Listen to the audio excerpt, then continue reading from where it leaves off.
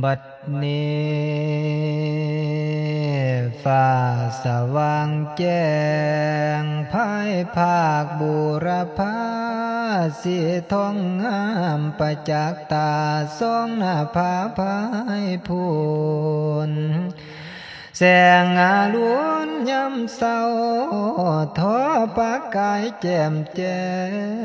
งมีบ่แก้มพันพายหักงามขายดังสวรรค์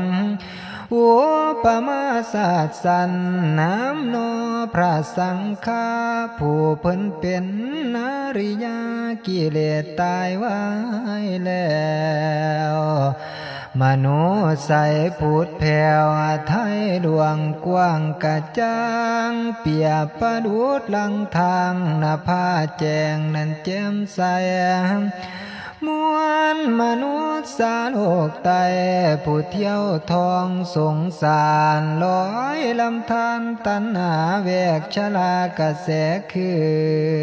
นผู้ใดบืนเพียรใดพยายามตั้งท่าอดสาทนแบกไว้กะไม่พอฟังประสงค์คือหลังองค์พุทธเจ้าผู้ถึงฟังนิโรธาเพิ่นหักเพียรไล่ลากิเลสมานานลำกุศลกรรมได้ทำไว้สงไขแสนสาดจึงสามารถดวงผลได้เห็นส่วนโมฆะธรรมพวกเขานี้จังแม่นดีเลิศดำได้นำซองของสวรรค์เกิดมาทันคำสอนยอดพระคุณผู้บุญล้นเป็นกุศลเฮาแท้แต่บุพเพเพียรภาคหากว่าบุญบ่ก่อไว้ใส่แล้วสิพบพานโศกเข้าเมียเหมือนล้านจังได้พบประสบเพียรอยู่มือ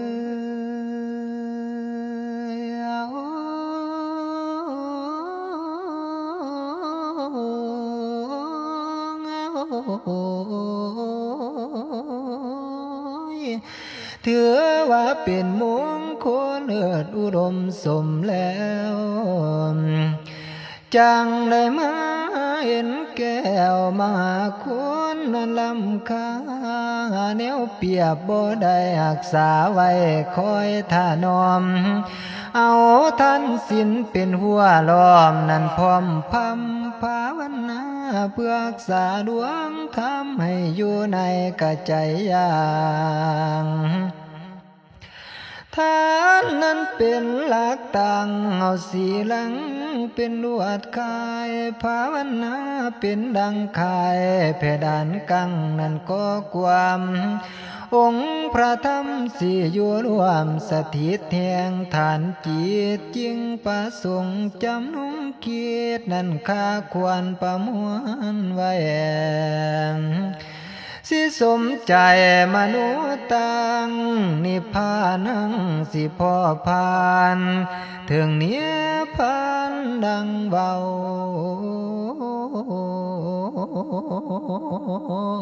อันความเศร้าแม้นบ่มี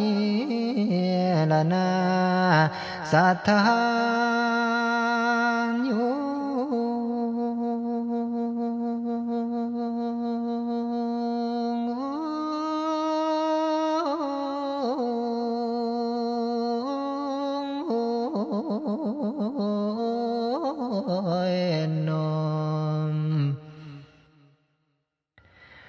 ต่อจากนี้สิแจ้งแถลงไขฐานะไม่บุญสำเร็จนั้นจากท่านการให้เสียระไม่กาเสียเบาภาวนาตลอดทั่วสามอย่างนี้เพื่อนเอิ้นหัวนั่นแนวรอมแกนพระธรรมเบื้องแรกขอกล่าวยำภายภาคฐานะไม่ได้แก่การทำ ทานสารทุนหนุนเกื้อคือจุนเจือสังของให้ผู้อื่นไปเพื่อแผ่ท่านนี้แก่โลภะใดจริงแท้ว่าแน่นอนว่าแน่นอนมีความโลภสิเลือดหอนนั่นหอนเข่งเต็งอกมีหลายบ่ให้งกสิทุกข์ทรมานกันหาดในปันสาลาบางเสียนทางเส้นไม่เจียเสียใสพองแผ่วบัดเฮาใดนั่นแต่งทานสังเกตเบื้องโอทานยามเมาทอดทันของใจเสียใสห้องนั่นอิ่มกะเสมสารเคียดเสียทานกะใสเมาเคียดเสียเอาใจโหดทัวเคียดคักจังสิหูสิเห็นแจ้งสู่ปากันมีเป็นแสนหมื่นล้านอย่าเฝ้าว่าเจ้าของดีนึ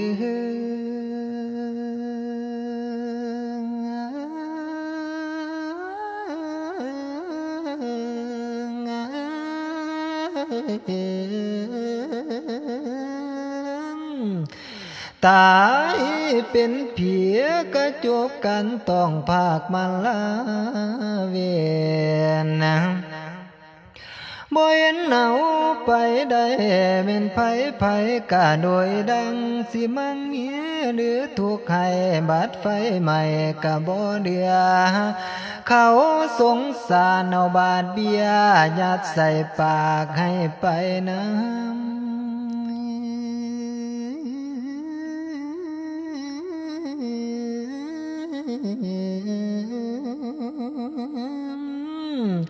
ถือกไฟเผาจนดำกะบ่เอาไปได้พวกไปเป็นพงพองบูทีลาหน่อยเด็ใหญ่สื่ออีหยังกะบ่ได้สาดไฟใหม่นั่นบินเพนพากันคิดแน่บ่เนสิโกยก่อไปถึงใส่โปรดสังใจหวนคิดเทศได้ผลดูบ้างหันมาทำมาสร้างกุศลกรรมทำประโย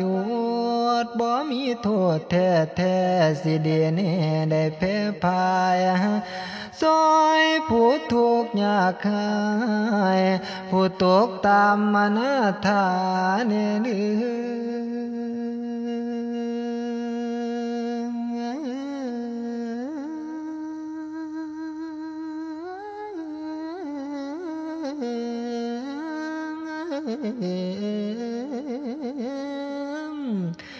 ซอยวัดว่าซอยสังคมผู้ขาดแคลนนั้นเครื่องแค้นมีหลายแดนที่ควรให้ผู้เจอภัยภาคเถื่อนลมพัดเหือนน้ำท่วมบ้านผองไฟใหม่มอดสลายก็เหียนเสินถูกกายหูคายจากข้านี่แม่นคำของพระซอยป่าสานในวันเอินสิเป้าเตือนทุกคนสร้างบารมีเพิ่มแผ่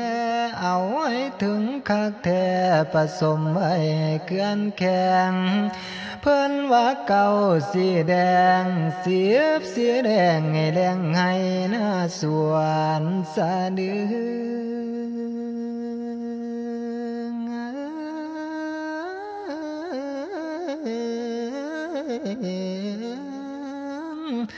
ส่วนว่าใจของคนเฮาอย่าได้มีทางแหลงมนุษย์แปลงไม้พอภาลการสิกาแก่บุญฮักมีอยู่แท้เพียงทานได้อันถึงเพิ่นว่าเที่ยวทางเมืองประสงค์ทิ้งบังใหญ่หอดทุ่มเจียเข้าสิได้สวยลาง ฮอดถมหังเฮาสิได้สวยหน้าฮอดถมบากเฮาสิได้นั่นอาบเย็นไผก็เห็นมาแล้วเหนียวดีสิสง่ายาสิค่าตั้งแต่มัวเล่นบ่ห่วงหยังโอ้อยู่มือ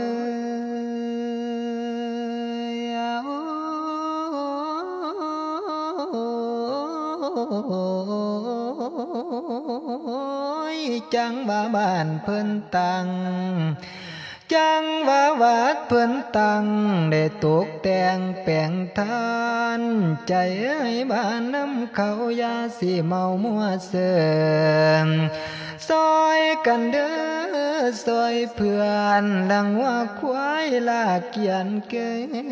ยบ่มีลูกตุ่มบ่กลางหุ่มนั่นหมูป่า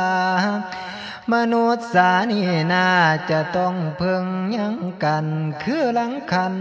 กับบวยก็สวยกันตักน้ำอีกทั้งสามกับถ้วยอาศัยกันบัดใส่ปนใส่ไปโดนถ้วยปากบางก็ยังได้ว่าเพิ่งสามว่าเพิ่งสามเดียนก็อาศัยเพิ่งน้ำกะเล่าอาศัยดินคือหลังหินกะพมกะสู้กันสวรรค์ฟ้าน่าอาศัยไว้ดำเขาเสาสวนอาศัยพืชปลูกมะเขือมาแข่งกะตามแท่ตั้งแต่ใจมวลมนุษย์โลกตายต้องได้เพิ่งอาศัยกันอยู่มือ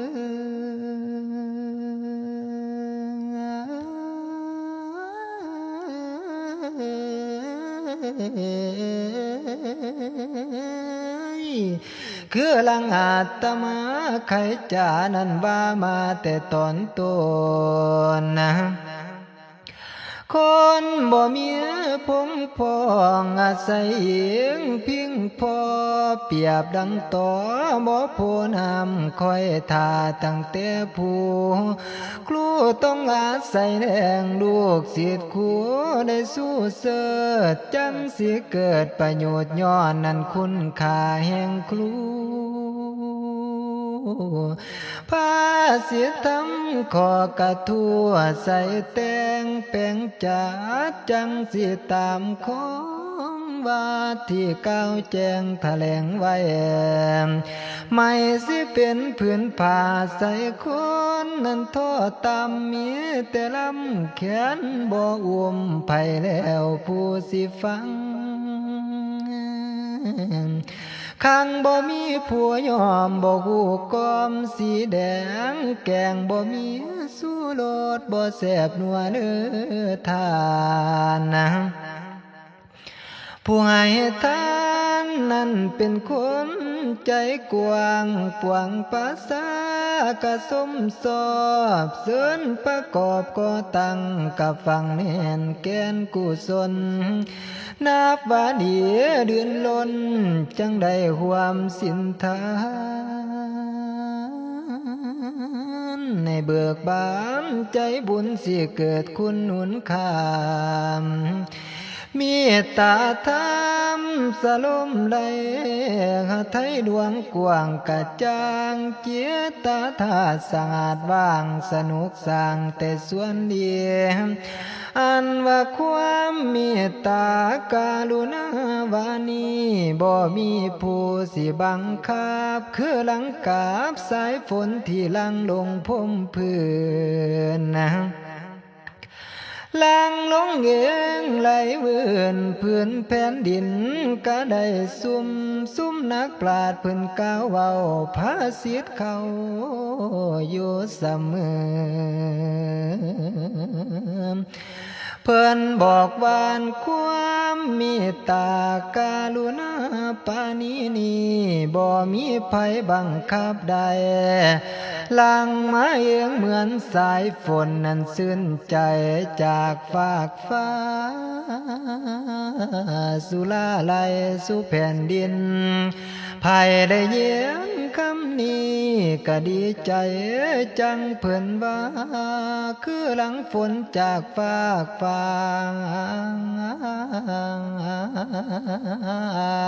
สลมพื้นให้สุม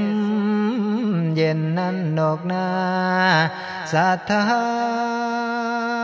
อยู่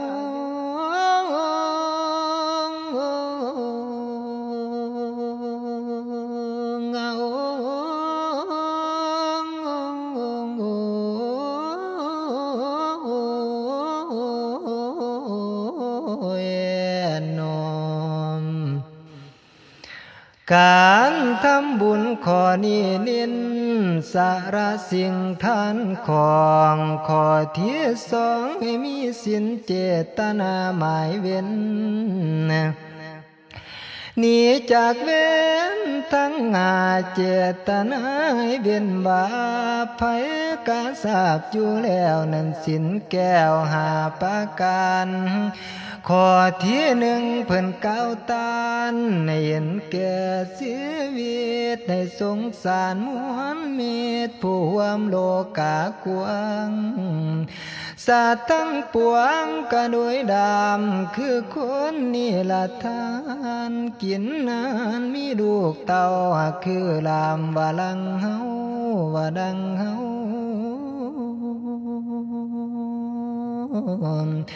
เว้าก็เป็นปากก็ได้ตามแพทย์เผาเท่าพัน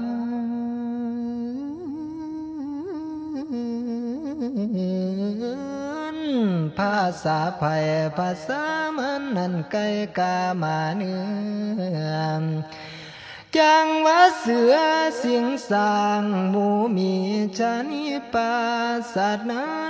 พวกนุกน้อยที่ง่อยไม่ได้ส่งเสียงหาเพื่อเดียงสีบอยู่เสมอคู่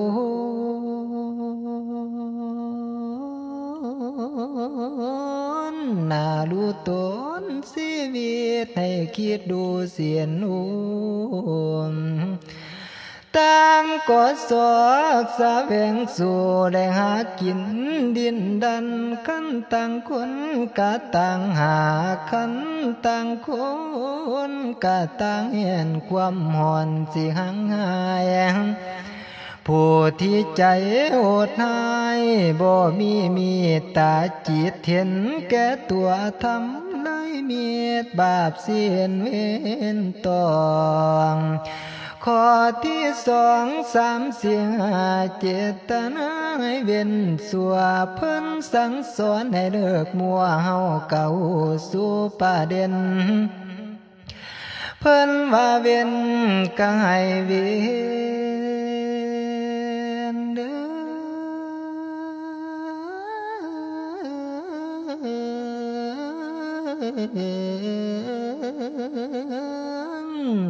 เพิ่นว่าเวียนกายเวียนจังสิเกิดผลดีจังสิมีราศีนั้นมิ่งมงคลแท้คันไผแวเกินหลวงบ่จงใจตุงต่อคงสิได้พบพอผลให้โทษมหันต์ผู้รักษาศีลใดนั้นสิมีแต่ความสุขอันตรายภัยทุกข์สิห่างไกลไร้เวร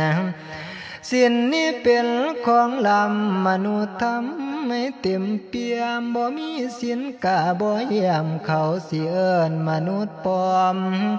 ไผมีศีลพำพร้อมสิหอมหอดเมืองสวรรค์เทพเทวันกะยกมือสาธุปราสาทพรให้หายโอนพานาดอนเด่นไตยิงสายให้ไหมมา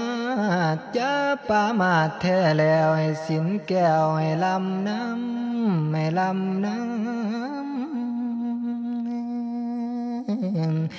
นักปราชญ์เพิ่นเก่าย้ำซ้ำเติมเตือนเจตเป็นภาษิตคำคงนั่นค่าควรประมวลเสียง เพิ่นบอกว่าสตรีบ่มีศีลกะศีลสวยบุรุษด้วยบ่มีศีลกะศีลเสียเป็นพระสงฆ์บ่มีศีลกะศีลดีข้าราชการบ่มีศีลกะนายมีความหมายดีล้นสาธุช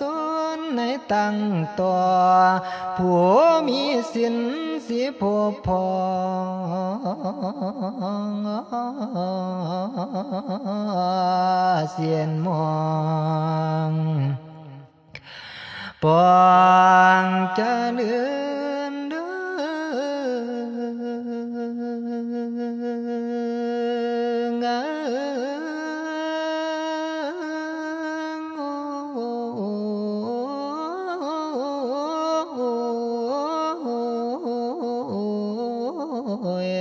อนมขอนี้นั้นเพิ่นเดินหรืออยากว่าศีรไมขอต่อไปภาวนาอย่าสิดื่มไม่จำไว้อบรมใจตนนี้มีวิธีตั้งหลายอย่างหัวขอทำที่ยุกอ่างกะหลายขอนั้นมากมีการสูตรมนต์การไหว้พระหมู่นี้ก็เอิ้นว่าภาวนาดูตำรางอันธรรมาก็เอิ้นภาวนาลวยการฟังธรรมเป็นการช่วยเพื่อขัดเกลาฟอกกิเลสเทียดใจใสพองแผ้วแนวนี้ก็แม่นทางหากสิเดินต่อทางที่ควรแก่จิตตาเรียกวิปัสสนาบอนสิทำให้ใจต่างยกจิตตั้งวิจารพร้อมสังหมกายภาคขึ้นสู่ไตรลักษณะล้วนมวลพร้อมนั้นพร้อมกันนะสังขารทุกสิ่งนั้นเสมอภาคอนิจจังเป็นทุกขังอนัตตาผู้เกิดมาต้องเจอพร้อม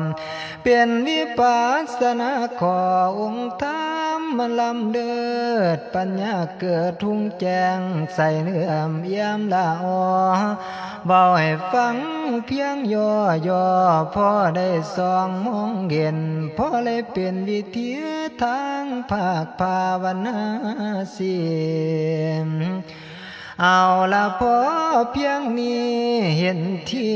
ต้องสรุปรวบคำลงให้สั้นหันจอปอนกะสุนยิ่งให้ปุ่นตรงเป่าความจริงออกมาว่ากิริยาก็ให้บุญสิได้นั้นเกิดดอมถ้าไผ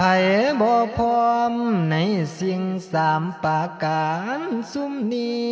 ท่านบ่เคยปรารภเรื่องศีลบ่เคยเว้าศีลบ่เอาภาวนาบ่ของท่านมองบ่ของเกี่ยวอยู่คนเดียวขาดพวกพ้องสิมองเศร้าบ่เบิกบานให้ประโยชน์ทุกลานบ่คิดอ่านให้เป็นผลประโยชน์ตนทั้งเดียวบ่เกี่ยวไผทั้งนั้นก็จบกันบ่มีค่าหมดราคาไงเสน่ห์คันแม่นคำคันแม่นทองก็แบบเก็บเกี่เขาสิทิมบ่หวงทามคันแม่นมีดมีแต่น้ำให้ประโยชน์บ่มีหยังคันแม่นหนังมีเพียงจอภาพบ่พอเสียนแจ้งคันแม่นแกงกะเลื่องน้ำคันแม่นซ้ำกะปากเวียนหมดราคาตลอดสิ้นบ่มีเศร้าก้าวมานูนั้นดอกนาสัทธา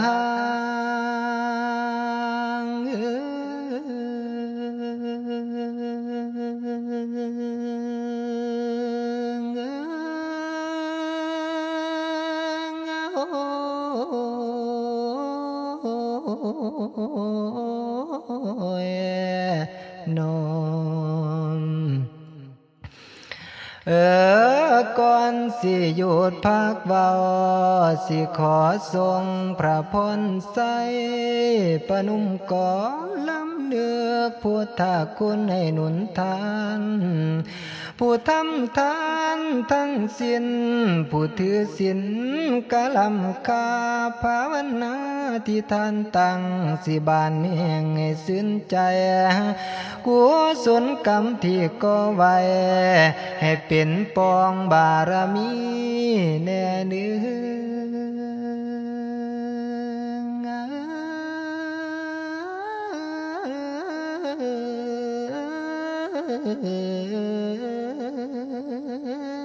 งพ่อพระศรีอริยยอดพระคุณหลวงพูนบุญจากท่านตะกันโกเหมือนผู้พึกษาสาสามารถบังบอนหอนได้นอนยังให้อยู่เย็นเกิดศาสตร์ใดให้ห่างเบนนั่นเขียนขอดกาดีให้มั่งมีเสียสุขทุกทนให้ไกลโพ้นนะคำว่าโจรอย่าเห็นพอให้เพียงพอคู่สู่ยางอำนาจฐานที่ก่อสร้างทลายมางนั้นมูจนบุญจากศีลให้ผ่านพ้นกิเลสมุนมองเสียใจดีใจงามเลิศวิไลใสแจ้งกุศลแห่งหมายเวรนั่นเวียนกรรมทุกประเภทจิตเจตใสลังแก้วมานี่เข้มนั่นคาแพงปัญญาใสส่องแจงแทงตลอดในเห็นผลในเอาตนไปถึงภาคนิพพานมันเวนนิพพานเป็นสถานห่วงมนุษย์ปองสังหัดเงียเปรียบใส่ยังกะบ่ได้ในเพื่อนบ่พบเพียนพระนิพพานวางเว้นบ่เกิดแก่เจ็บตายหมายว่าสูญไปเลยบ่สลายไว้เมียนะคือหลังเทียนที่มุดใส่บ่มีเหลือเสือต่อนั้นดาโนบ่แล้วบ่เหลือข้างเงินอยู่ยังไผผู้จิตเจตตั้งหวังหอดนิพพานังคอยสมความหวังกิเลสพังทลายมางผู้ที่วางบ่ทันใดจิตใจเจ้าไหววันห่วงสวรรค์อยากตอกเราจะตุ่มเจ้าให้ดังไม้เหนือสีเขียดอยากย้ายขึ้นไปสู่ดาวดึงคอยไปถึงได้วันท่าจุรามณีนอมจอมสวรรค์ยังโลธาอีกยามาเทพธิดายุสันเนียนงามดวนได้มวลยินโพธิสัตว์ตลอดสิ้นเพื่อนเอาอยู่ตุสิตาสันนิมมาโนดาดีเทพสวรรค์เนื้องปาลานิมิตาวสาวัติเฟืองกามมาจรฝ่อนเอนหกเขตแดนแผ่นฟ้าไปนานั่นแม่นพรหมขอให้สมใจตั้งมานุวังคูสุทานอาวสานภาคไว้ขอขอบใจสัทธายุมพี่น้องขอขอบคุณสัทธายุมพี่น้องขันฟังแล้วจงเจริญ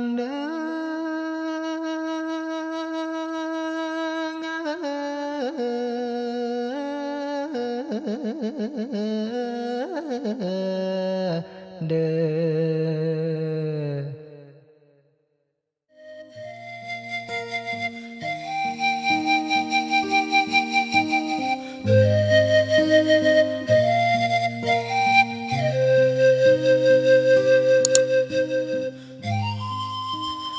หาจิรังวัตยังกายโย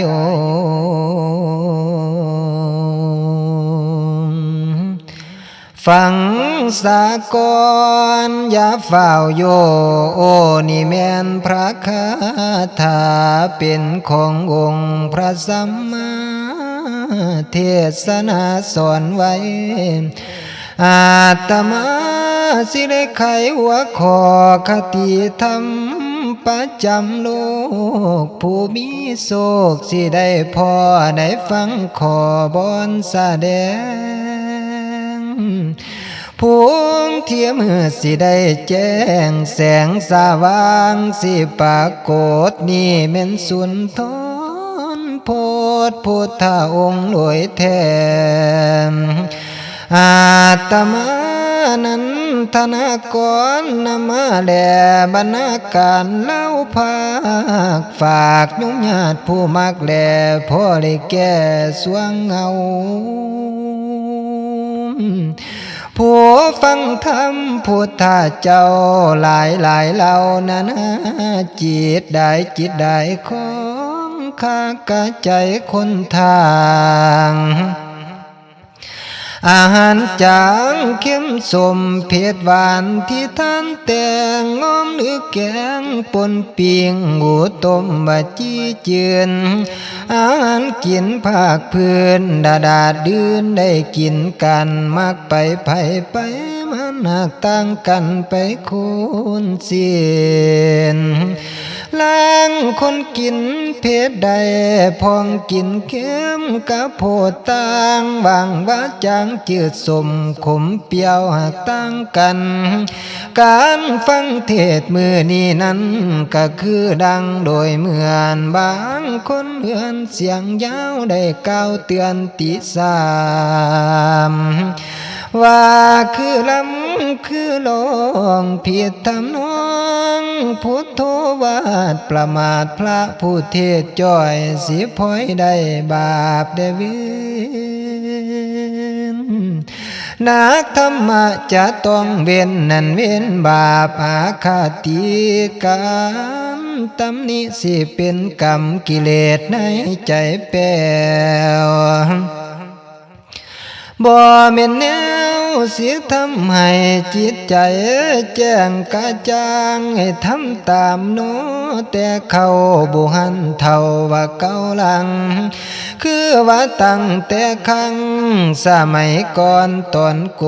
กม้วนพระสงฆ์สาวกประกาศธรรมเพื่อเผยแผ่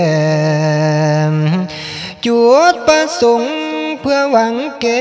ทิฏฐิคนในถือกสองผู้ลังคนนั้นจะต้องในจ่าเว้าก้าวผ้าเดียงเว้าสันบ่ฮู้เรื่องบ่ยอมเงียงโสตาจังก้าวสาลาพันยากอมกะใจใส่จามเกิดศรัทธาเสียงห้องเป็นธรรมนองกระแสวาดได้สามารถอ่านขอได้เห็นพ่อนั้นหอมของผู้เฒ่าก็ทรงได้ยุกย่องประเทศของสมเหมาะแสดงธรรมได้ไพเราะก็มากงที่ทรงย่องบ่ผิดของนกเทศแลแล้วเฮาได้ออกเอ่ยสิผิดแน่ตั้งแต่เตยจังเคยพอบ่คอยสวยโปรดสาละกิเลสตัวนี้ด้วยอย่าทวงทักหักหานโปรดสงสารจิตคนเปื้อนเขาให้เศร้าเหี่ยงการเทศเสียงคือแจ้งขอคติธรรมตันกาวะเย้าเพื่อให้ซึ้งถึงใจท่านผู้มักเสียงคอยฟังไป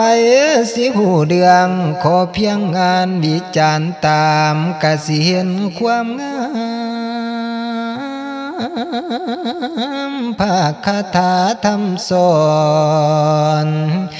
เปลี่ยนคำก่อนเล่าเมืองบรรณาการลานคาเทศนาโนนาง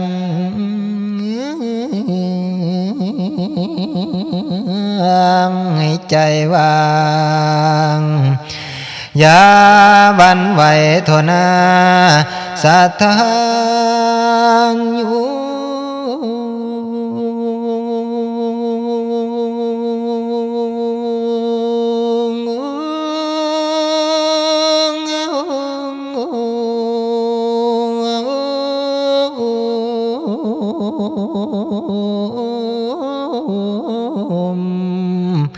นอ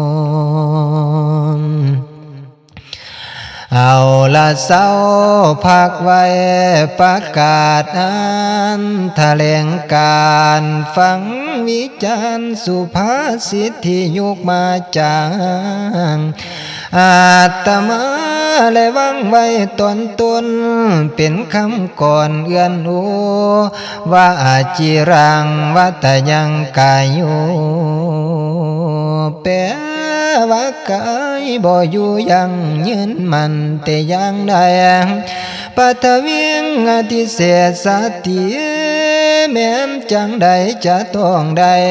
สินนทับทุ่มนินสุดโทอเปตาวิญญาณู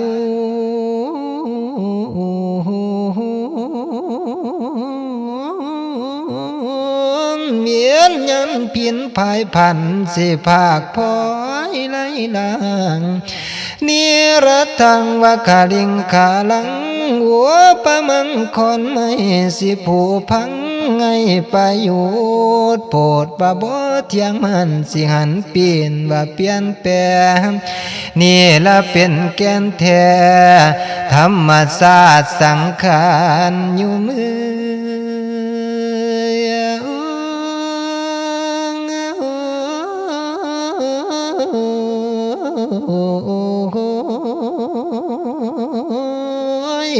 ภัยวิจารเนืองสิทุกข์คายหายเว้นเคียดบ่เห็นสิมองเศร้าบ่บรรเทาทุกขเวทฟังเทศของอาตมามือนี้สติตั้งให้ต่อตามโปรดอย่าได้คันคามมันเรื่องแก่เจ็บตายสัตว์ทั้งหลายในโลกาตั้งกะพากันพร้อมบ่มีภัยสิหนีพ้นกฎของกรรมธรรมศาสตร์ผู้สาราจะต้องพอดามบาดังกันเพราะฉะนั้นในเฮามันพิจารณาแน่ลึ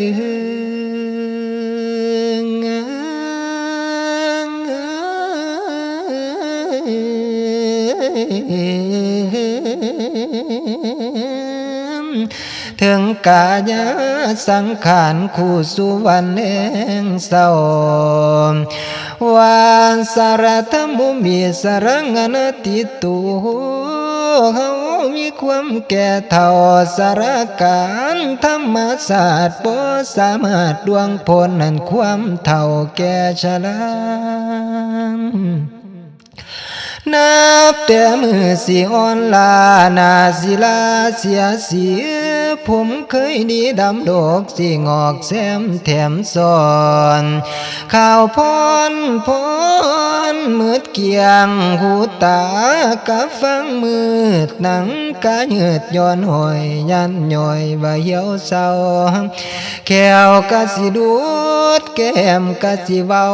ขาได้เข้ากะเอ็นโหดหลังกะโคตรเหนียวกะโคตรบ่อยากพันละนะ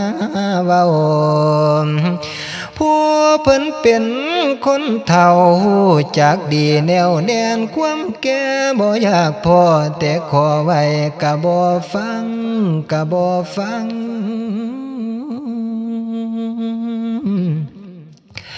พญาติธรรมุมีพญาติงอนัตติโตพญาติกะบ่ตังคือไข้ป่วยเจ็บเป็นภัยก็เห็น พันภพคู่สุวรรณบ่มีเวรโลกเจ็บเอ็นเจ็บท้องเจ็บขาและปวดเข่าโลกเบาหวานโลกเก่าเจ็บท้องปวดฟันโล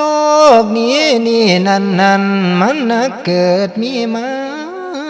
เป็นของธรรมดามอนนี้ไปพ้นมีหรือจนสวยหรือเก๋ผู้ใดเด้โลกสิจงโอ้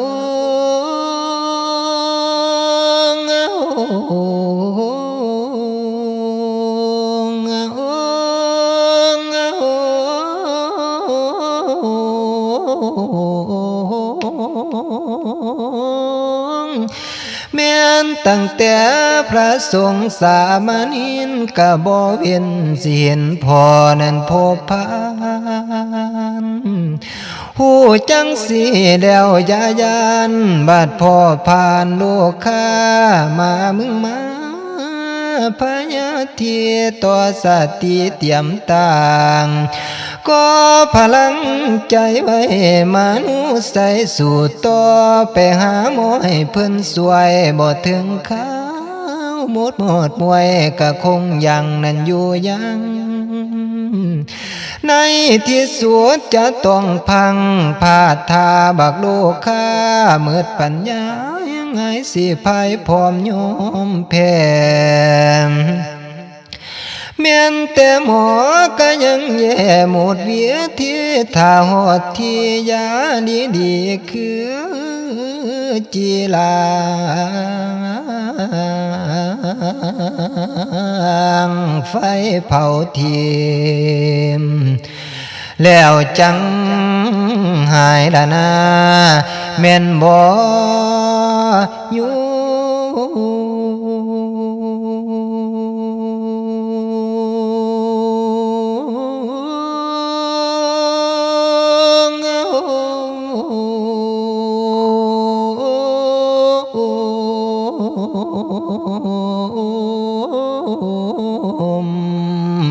นอนบัดนี้เข้าเขตค่ายกำฝ่ายมรณะงานิจังพยาธิเทศนามาแล้วยังแต่ตายทอนี้เดียวบ่ทันแจ้งที่สภาบาดีได้อ่านให้สิพ่อได้ว่าไต่ตองว่ามรณะธรรมมุมีมรณะงานาติโตสังขารโลกทุกอย่างต้องถึงแตกสลายลาบสาหัสทั้งหลายต้องตายมาหมดมละนังสิ้นทับถมเดียนเสมอเพียงกันมละนาดบ่อาจอยู่คำฟ้าสิวังเมียนว่าเปลี่ยนคันพองความตายว่านั้นเป็นของเที่ยงคงทนคนบ่ตายบ่มีเลยลังด่าเฮยควันฟูงสิยดสูงเพียงฟ้านาทากะแล้วแต่เท่าแก่เด็กหนุ่มน้อยสาวจ้อยได้เบาจีทั่วสากลกับปนปีมาจุราชกะทำถึงเวลาบ่ทนฝืนสิคำคืนเว้นมือถือเป็นธรรมดาแท้บ่มีแปรปิ่นไปดินบ่ลุดดกบ่ได้กะจำให้เจ้าโพเพนพวงเสียในห่างเบียนพ้อยภาคเมียแพงแกงสิไลละสามปนป่าศิลาถวาย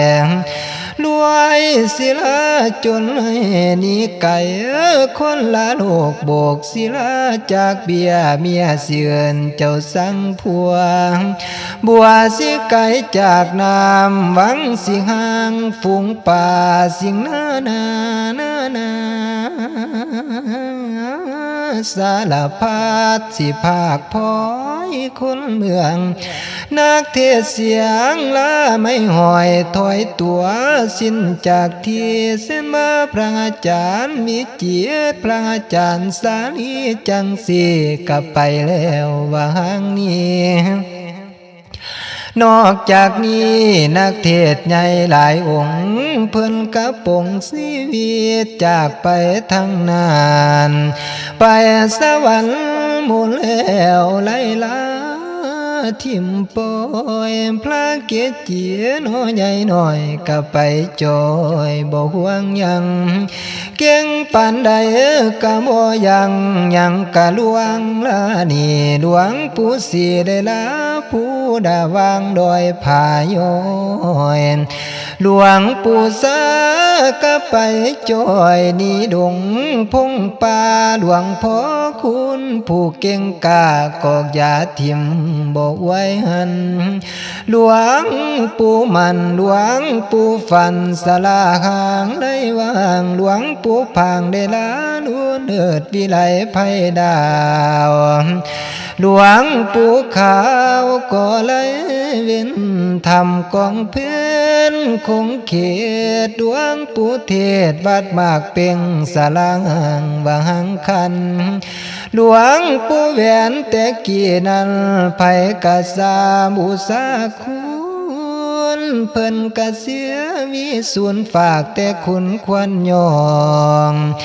องค์ใดๆก็ตายต้องบัดถึงเขายังบ่อยู่ผู้ศักดิ์สิทธิ์ฤทธิ์ที่เยี่ยมได้โลนก็สร้างตามหลวงปู่ทวดผู้หยาบน้ำทะเลเจือจางให้เพิ่นกะไว้สังขารตั้งแต่นานเนิ่นลามหลวงพ่อตัวผู้ใจปั๊มมนุธรรมสูงทรงเพิ่นกะปงสีไฟเหนือแท้ตั้งแต่นั้นหลวงพ่อโสดบาดปากนำผู้สร้างก่อธรรมกายเพิ่นกะไว้ชีวิตฝากแต่ธรรมมันสูงค่าหลวงปู่มาเทพเจ้าลุ่มน้ำสีก็จากที่อาตมาผู้กำลังเทศอยู่นี่หรือโย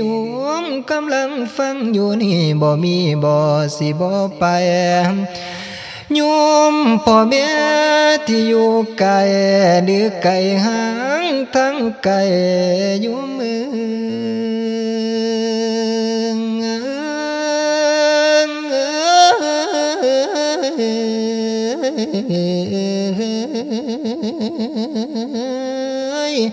จะต้องไปคือกันให้ต่อคิวรอไว้มีดื้อจนงนให้บ่มีไผสิห้ามยาผู้อยู่คำฟ้าบ่มีบ่โลกโทใหญ่ตั้งแต่ไว้เนื้อสาการเวลานั้นบอกยากจึงขอฝากทุกท่านวิจารณ์ให้ได้ไขควานหูแล้วล้างว่าล้วนตั้งแต่สิตายตัวใจให้มันโอกได้ก่อกรรมกระทำมัวยาสิมัวเพิ่นเลือเพิ่นเลือตัวหมุนอยู่เดียวเดือสัวไผ่เก้าผลนั้นหนักต่างกันเพราะฉะนั้นให้ละสัวทำดีแน่เดือ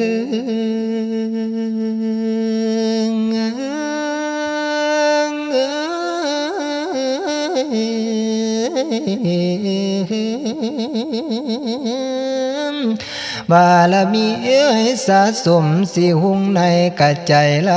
ำกุศลกรรมได้ทำสร้างเสียนทางเก้าไตทำเตลีก็ให้เสียนมงปองสวรรค์ชีวิตคนว่านั้นบ่มันเที่ยงเที่ยราคานิจจาสังขารบ่อยู่ยืนยาวยางลังประคาถาตนนาตมาในเอื้อนโอว่าจิรังวัตยังกายุ ว่ากายห่างนี้บ่คงมันนั่นอยู่ยืนปัทวิงอธิเศษสาติสิโนทับแผ่นพื้นจมแจไปตามกาลสุโธอเปตาวิญญาณู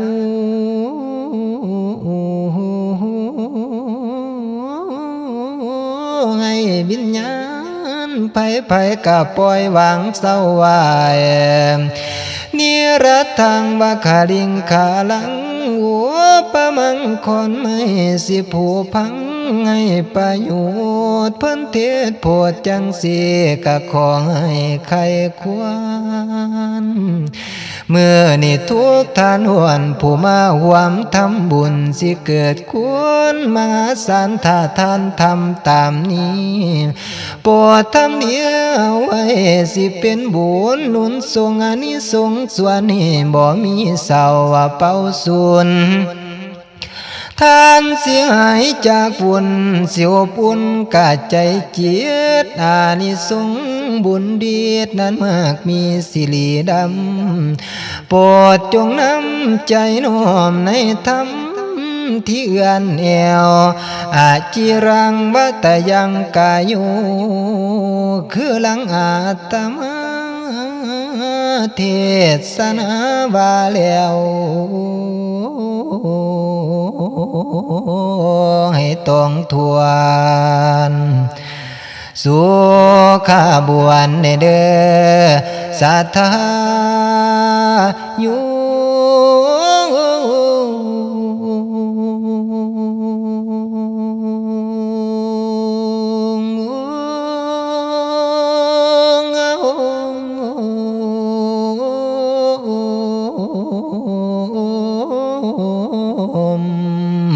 เด้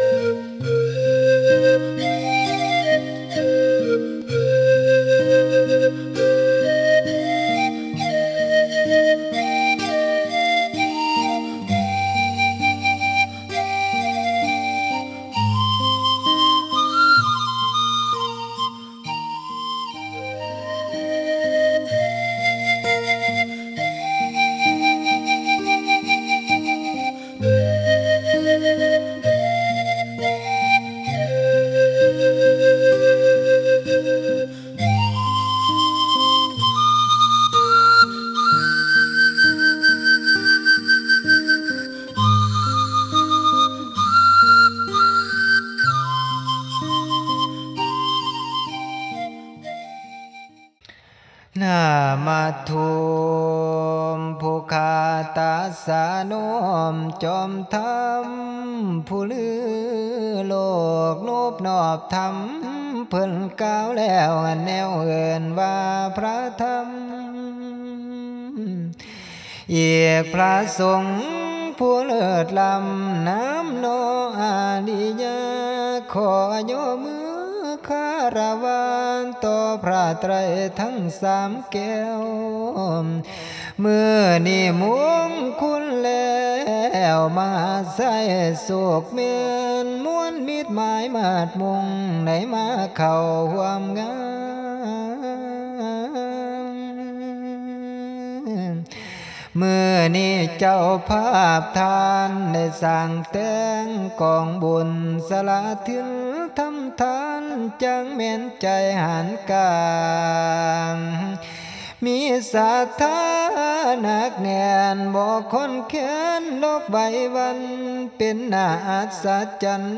จังว่าพี่แด่น้องกะมาพร้อมนั้นพำมวล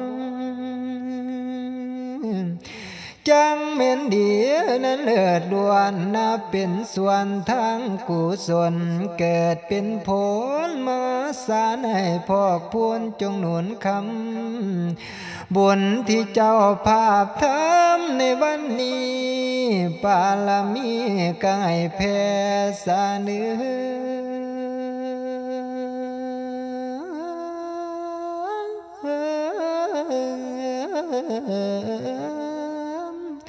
ให้ไปถึงพ่อแม่ทั้งญาติพี่น้องผู้เพิ่นตายจากแล้วให้พ่อยได้ส่วนกุศลนะ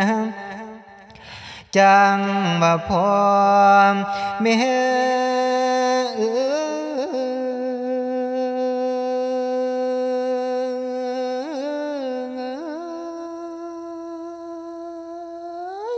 ผู้เพิ่นตายไปแล้วขั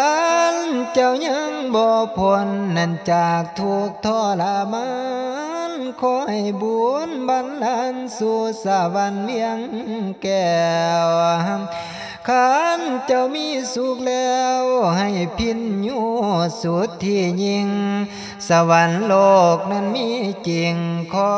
จงเน่าอยู่ผู้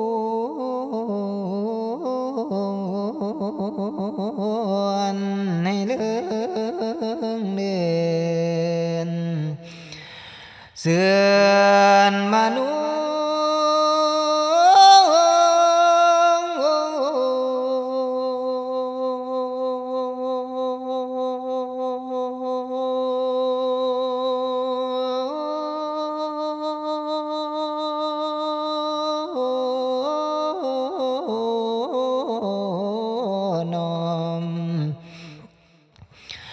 บัดนี้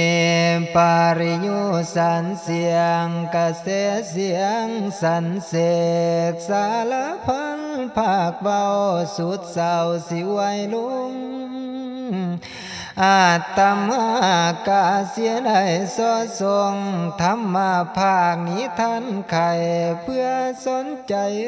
ตึกตองเหตุของบ่มองมัวป่าปุ้งตัวสูงลำให้ทำตามพุทโธวาดบังว่าญาติพี่น้องโยมทานสิอานินบาดนี้หอดวางเน่นเน่นปองกองการเอื้อนวิญญาณผู้ตายไปหัวโมทนานอ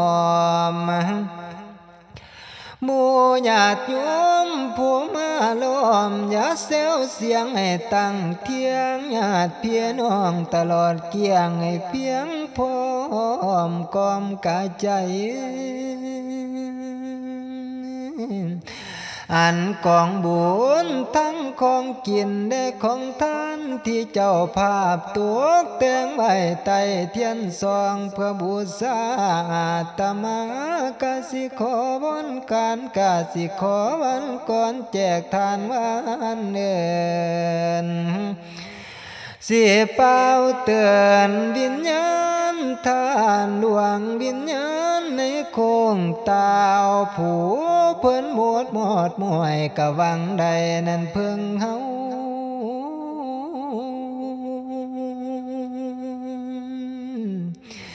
คือความหัวกังเอาบ่อยากจากเลยป่าแต่ก็จำเป็นลาเลีกเดียงบ่มีได้สาเนื้อไว้ต้องเจอพ่อบ่วันใดก็วันหนึ่งถึงเข้ากันจะต้องพร้อมบ่มีแล้วผู้สิฟื้นไปบ่กลับดับบ่ฟื้นนอนบ่ตื่นจิลังการแสนสงสารเด้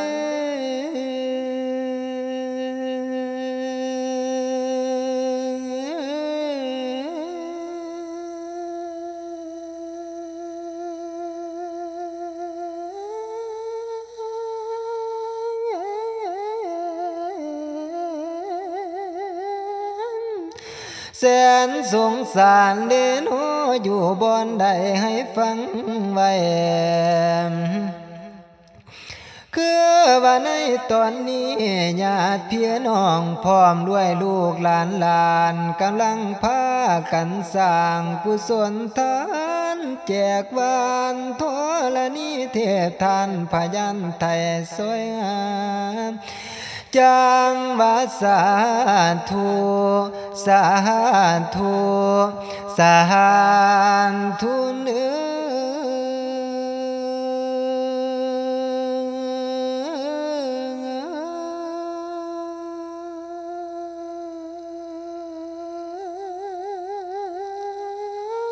ดวงวิญญาณของเจ้าหนาวทางใดก็ตามยาตกหน้าลูกหรือฝากฟ้าก็ตามทอนให้คอยฟังคือว่าในมือนี้ทั้งญาติมิตรมวลสหายคืดหอดหลายเหลือเกินให้เบิ่นมาโนเดียวนี้แต่เจ้าตายเป็นเพียนับแต่วันสิไก่ยืนเดินคนทางยังคนที่นโน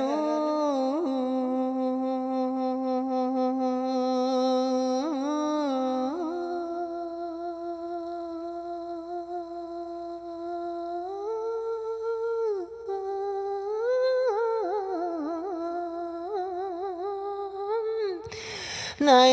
ตอนนี้หากเจ้าตกกเวจีคอยยุ่มมาลาเจ้ากุณาลวยปล่อยมา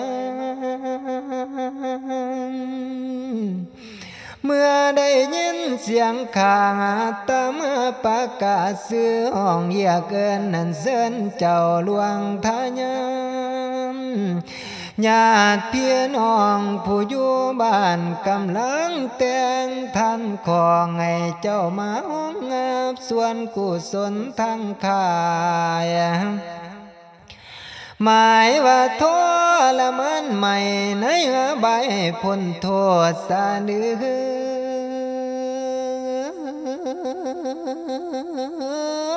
ขอผลบุญจงสวยหวยสู้ขึ้นสู่สวรรค์ถ้าวิญญาณของเจ้านั้นหนักเนาอยู่แดนใดพินอยู่กัดเสริมสุขสวนิรันดร์อย่ามีหอน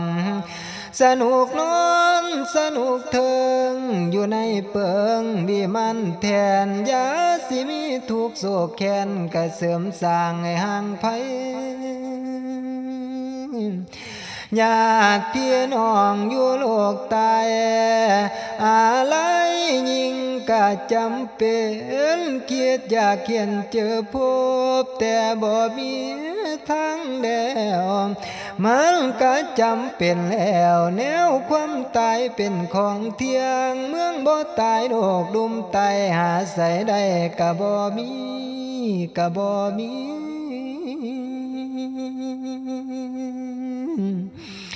มาเกียรติเห็นเดโน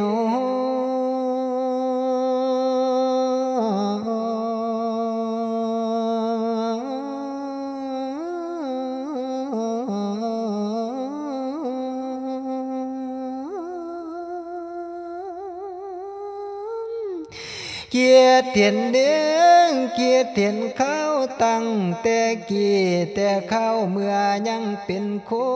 นแต่ยังมีชีวิตบ่หมดมอละนัง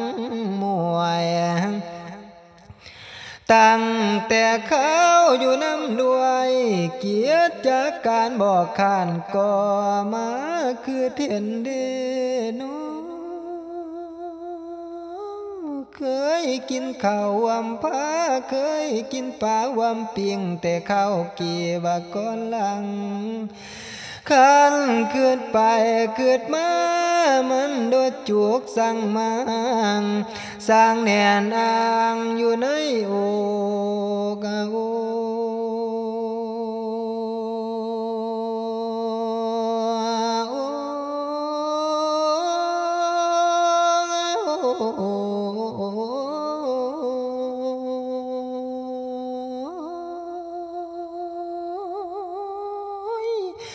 บ่มีวันสิวันกับเสื้อว่าตายสลายลัง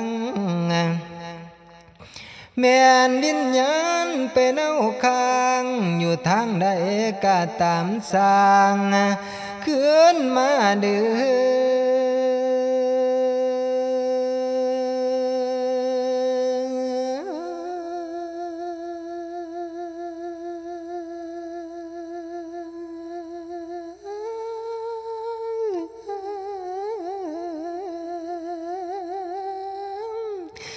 เกินมาเด้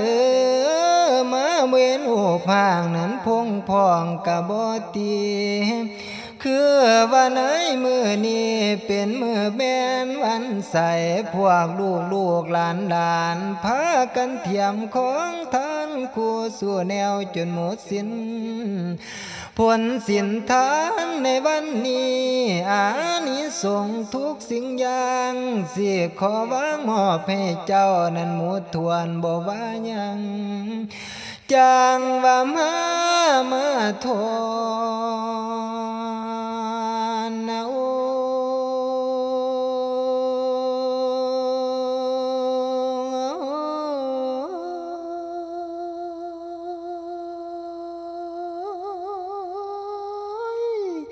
มาฮอดร้อนเจ้าอย่าฆ่า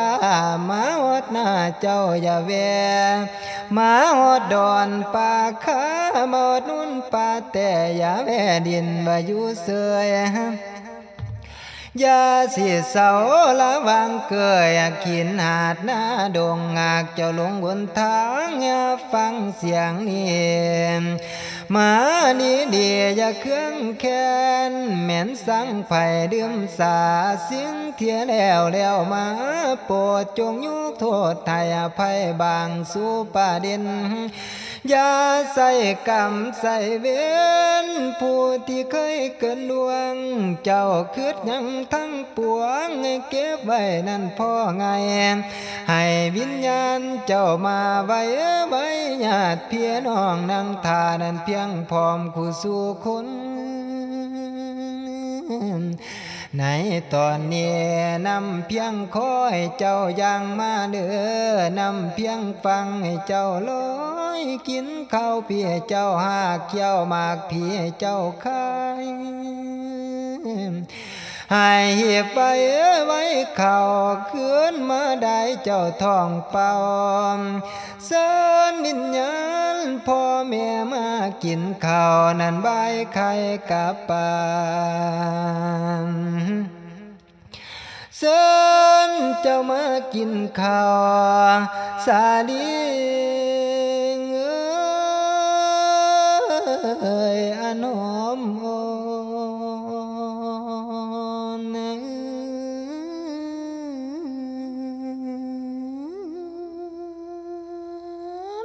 บ้านเฮาเริ่มมีทั้งป่าเปียงย่างผสมจำเจ้าเจ้าบองเมื่อนิญาติพี่น้องได้สั่งแต่งบุญ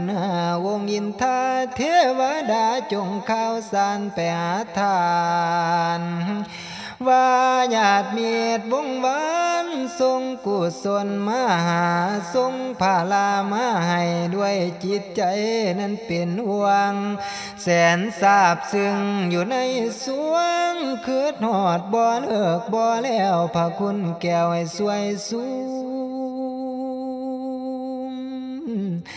ถ้าวิญญาณของเจ้านั้นหากข้าผู้คอยห่วมมุทานาแน่เลือ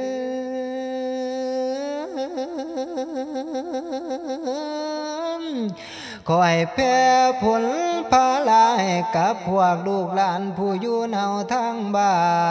นขอให้สุขีรวยหมู่ทุกคนเท่าทานญาติพี่น้องวงวานที่ก่อการในมือนี้นี่เว้นนั้นห่างไผสาพะทุกโศกหายห่างอย่ามาพันตลอดกาลในมีสุขทุกอย่ามีมาไกลขอให้หลวงวิญญาณของเจ้าเนาทั้งใดก็ตามอย่าโปรดจงมาขันหาผู้อนุโมทนาส่วนบุญแล้วจงลอยคืนสู่สวรรค์เด้อสาธุ